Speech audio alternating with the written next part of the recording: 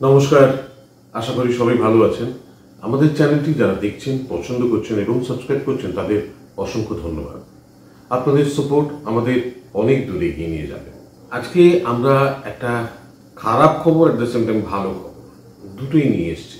1967 সাল ঋষিকেশ মুখোপাধ্যায় এমন একটা কাজ করতে চাইছেন যে কাজটা তাকে উন্নতির শিখরে পৌঁছে দেবে। কি করবেন, কিভাবে করবেন ভাবতে ভাবতে শেষ পর্যন্ত তিনি ব্যাপারটা নিয়ে এগিয়ে পড়লেন। ছবি করবেন। ছবির নাম আনন্দ সংবাদ। এই ছবিতে রয়েছেন উত্তম কুমার, সঙ্গে রয়েছেন রাজ কপুর।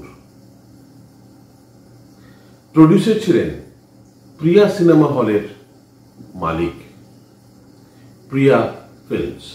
ছবি বেরোনোর আগে বা ছবির প্রচারের জন্য একটা বুকলেট বেরোত, যার একদিকে এক রকমের ছবির বিজ্ঞাপন আর একদিকে অন্য ছবির বিজ্ঞাপন। সেরকম একটি বিজ্ঞাপনে দেখা গেল উত্তম এবং রাজ কপুরকে একসাথে, ছবির নাম আনন্দ সংবাদ। পরিচালক ঋষিকেশ মুখোপাধ্যায় এবং প্রযোজক প্রিয়া ফিল্মস। আনন্দে মুখরিত দুই স্টারকে একসঙ্গে দেখা যাবে, এর থেকে ভালো খবর আর কি হতে পারে। সেরকম একটি বুকলেটের একদিকে ছাপা হলো হাটে বাজারে, আর একদিকে আনন্দ সংবাদ। কিন্তু শেষ রক্ষা হলো না। স্বপ্ন আমাদের স্বপ্নই থেকে গেল। দুজনকে একসঙ্গে একই পর্দায় আমরা আর দেখতে পেলাম না। শুধু এই ছবিটাই নয়, উত্তম কুমারের প্রচুর এমন ছবি আছে যেগুলো মুক্তি পায়নি। সেগুলো নিয়ে অন্য একদিন কথা বলবো, কিন্তু আজকে আরেকটি ছবি নিয়ে কথা বলবো। সেটি হচ্ছে কিনু গোয়ালার গলি, যেটি আবার ঋষিকেশ মুখার্জি ডিরেক্ট করছিলেন এবং অভিনয় ছিলেন উত্তম কুমার এবং রাজ কপুর। শুধু তাই না, উত্তম কুমার বিপরীতে অভিনয় করতে চলেছিলেন রেখা। এরকম একটা ছবি শেষ পর্যন্ত পরিণতি পেল না।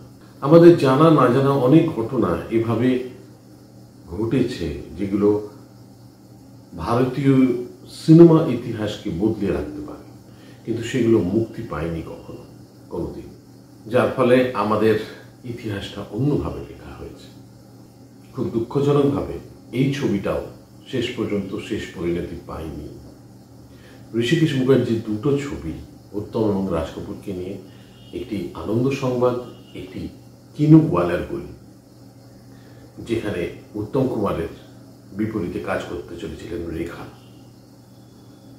কোনো ছবি শেষ পর্যন্ত মুক্তি পায়নি। পরে অবশ্য অনেক চেষ্টা করা হয়েছিল অন্য অ্যাক্টরদের দিয়ে অন্যভাবে করানোর, সেটা অন্য প্রশ্ন। কিন্তু একই সঙ্গে উত্তম কুমার এবং রাজ কপুরকে নিয়ে ছবি করার সাহস দেখিয়েছিলেন ঋষিকেশ মুখার্জি। এই ছিল আজকের গল্প। এরপর আসবো আগামী পর্বে। ভালো থাকবেন। নমস্কার।